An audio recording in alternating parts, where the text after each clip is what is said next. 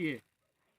कहते जब ओकरा अड़ जाता है तो चप्पल टूटी गिर कहते हैं यहाँ हो जाते हैं। हाँ, मेरा नाम रंजू देवी है, मुखिया पद के लिए लड़ रहे हैं। जी। तो आपको जनता, इस पंचायत की जनता आपको वोट क्यों दे?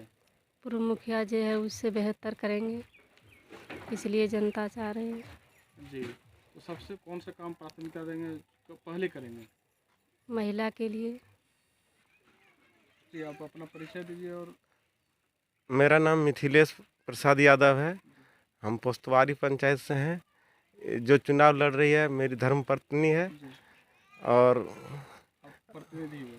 हम मुखिया प्रतिनिधि हुए। जी। तो आपको इस पंचायत की जनता वोट क्यों दे?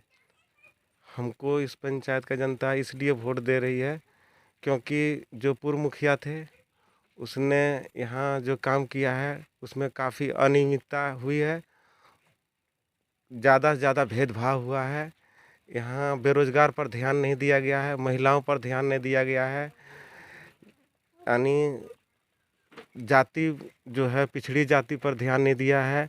खास करके हरिजन आदिवासी को दरकिनार किया है, जिसमें यहाँ का जनता में काफ़ी आक्रोश है, जो कि हमको वो वोट मिलने जा रहा है और हम उसको ज़्यादा से ज़्यादा उसमें समानता लाएंगे। ये जो भेदभाव हुआ है उसको हम मिटाएंगे, ये मेरा वादा रहा है। और ख़ास करके यहाँ जो बेरोजगार है, ये क्षेत्र जो है काफ़ी बेरोजगारों से भरा पड़ा हुआ है। इसमें जो मनरेगा का जो योजना है उस योजना में बेरोजगार को जोड़ेंगे। उसमें अधिकतर जो काम हुआ है पशु शेड में जो काम हुआ है उसमें बहुत बड़ा धांधली हुआ है और बेरोजगार को ध्यान रख करके पशु शेड नहीं निर्माण हुआ है। ज़्यादा से ज़्यादा यहाँ मुर्गी शेड, बकरी शेड इस सब का आवश्यकता था। किसी के यहाँ ज़्यादा से ज़्यादा योजना मिल गया, किसी को एक भी नहीं मिला है। ज़्यादा से ज़्यादा नज़रअंदाज गरीबों को किया गया है। बस यही सब कारण है जो आज जनता हमारे साथ में। वर्तमान मुखिया का कार्यकाल कैसा रहा? बहुत ही भेदभावपूर्ण रहा, जी। जिसमें यहाँ का जनता को काफ़ी आक्रोश है उससे। जी। आप क्या कुछ कह सकते हैं उसके बारे में, क्या भेदभाव रहा? भेदभाव में उसमें ज़्यादातर वो दबंगई दिखा रहे हैं। आज भी कुछ क्षेत्र के आदमी को डरा रहे हैं, धमका रहे हैं, पैसा तक बांट रहे हैं। यहाँ तक कि अपने क्षेत्र में जो गांव पड़ते हैं वहाँ हम लोग का पोस्टर बैनर फाड़ रहे हैं। कुछ गरीब तबका है उसको डरा भी रहे हैं। ये बहुत अन्याय हो रहा है उस सब के साथ। वोट में इस तरह का नहीं होना चाहिए। यहाँ लोकतंत्र है, सबको चुनाव लड़ने का अधिकार है, वोट करने का अधिकार है। ये शोभा नहीं दे रही है, हमारा पंचायत की बदनामी हो रही है, उसको ये समझ होना चाहिए। अगर आपको जनता का आशीर्वाद मिलता है तो सबसे पहले आप कौन सा काम करना चाहते हैं इस पंचायत के लिए? अगर जनता हम लोग को मौका देती है तो सबसे पहले यहाँ पानी का बहुत बड़ा समस्या है। जल नल का कार्यक्रम होगा।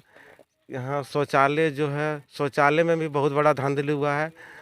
शौचालय फील्ड पर नहीं बना है, उसमें पैसा निकासी हो गया है जबकि फील्ड में बना नहीं है। और खास करके महिलाओं पर विशेष ध्यान दिया जाएगा, बेरोजगार पर विशेष ध्यान दिया जाएगा। मनरेगा से बेरोजगार को जोड़ने का भरपूर प्रयास किया जाएगा ताकि यहाँ पलायन रुके।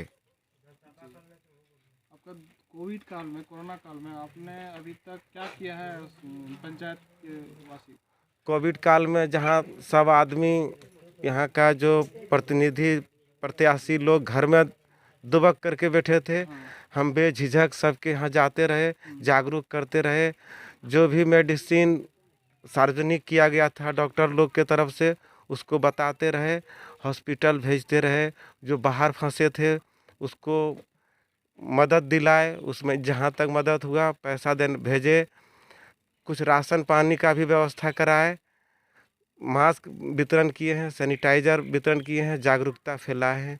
यही सब तो कार्यक्रम था। तो बाहर से प्रवासी आते थे गांव में तो यहाँ से तो भगा दिया जाता था, तो आप उसका समर्थन किस तरह से किए? नहीं, आने से पहले गांव वाला से जाके मिलते थे कि उस सबको स्कूल में व्यवस्था दिलाइए, आप लोग कम मिलिए, दूरी बनाए रखिए। ये सब जो जागरूक करने का जो कार्यक्रम था वो कर रहे थे हम लोग। इस आपका इस पंचायत तो कृषि आधारित है, हाँ। इसके लिए आप क्या करना चाहेंगे? यहाँ ज़्यादातर बागवानी का कार्यक्रम हो। जी यहाँ फसल उत्पादन में के लिए सबसे ज़्यादा पानी का जी समस्या है। जी यहाँ हम प्रयास करेंगे कि कुछ सोलर चालित पंप सेट लगे, डीप बोरिंग हो। जी यहाँ का जल स्तर दिन प्रतिदिन गिरते जा रहा है, जी कुआं बन रहा है, बर्बाद होते जा रहा है, जी कुआं ज़्यादा कारगर नहीं हो रहा है। जी। आखिरी सवाल, आप जनता को क्या कहना चाहेंगे? हम जनता से यही कहना चाहेंगे कि एक बार हमें मौका दे और 5 साल तक इंतज़ार करें कि हम कैसे काम कर रहे हैं, और बीच बीच में हमको भी आगाह करते रहे कि हम गलत कर रहे हैं, सही कर रहे हैं। अगर कहीं गलत हो रहा है तो हमको भी पूछे बीच बीच में सवाल, ये नहीं कि वोट दे करके घर में बैठ जाए कि जो कर रहा है ठीक कर रहा है। अगर कहीं गलत कर रहे हैं तो वो सब हमको बीच बीच में चेताते रहे और सवाल हमसे पूछते रहे कि कहाँ गलत हो रहा है, ताकि हम सही कर सकें। धन्यवाद। रंजू जी भी के बारे में बताइए, विकास कर पाएगी? हाँ सर, कर पाएगी। उदाहरण दे। क्या नाम हुआ आपका? तारने जादव, किस गांव से? तुलसीवरण। तो आपका जो पूर्व मुखिया वो विकास किए हैं अभी तक? नहीं, जब पशु सेट वाला पैसा अभी लेके 7 साल हो गया, अभी कुछ नहीं दिया। अभी तक नहीं मिला? नहीं नहीं, इसका शिकायत कहीं नहीं किए? कते जब ओकरा आर जाते तो चप्पल टूटी गिर कते यहाँ हो जाते हाँ अच्छा। अब कहिया होते, कहिए कि हमरा मरला के बाद होते। अब की कहिए? अच्छा, विकास के बारे में आप बताइए, इस पंचायत का विकास हुआ है अभी तक? सर विकास के जहाँ तक कागजात के बारे में बहुत कुछ हुआ है, लेकिन ऐसे अगर देखा जाए नज़र के मामले में तो कुछ नहीं हुआ है। अच्छा, तो कुछ उदाहरण? जैसे पशु शेड अगर किसी के नाम से हुआ है तो पैसा निकासी कर गया है, उसका घर में पशु शेड नहीं बना है। जी अगर किसी के नाम से बना भी है जी तो अधूरा बना हुआ है, फाइनल नहीं हुआ है। जी। तो आप अब इस बार 2022 में पंचायत चुनाव हो रहा है, किसको समर्थन कर रहे हैं?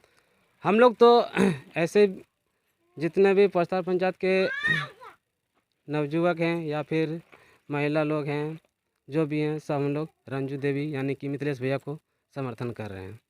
जी, विकास करेंगे? हाँ, पूर्ण रूप से विश्वास है कि ये विकास करेंगे। आपका नाम क्या हुआ? संतोष कुमार यादव, किस गांव से? बोड़ीवारी गांव से। धन्यवाद।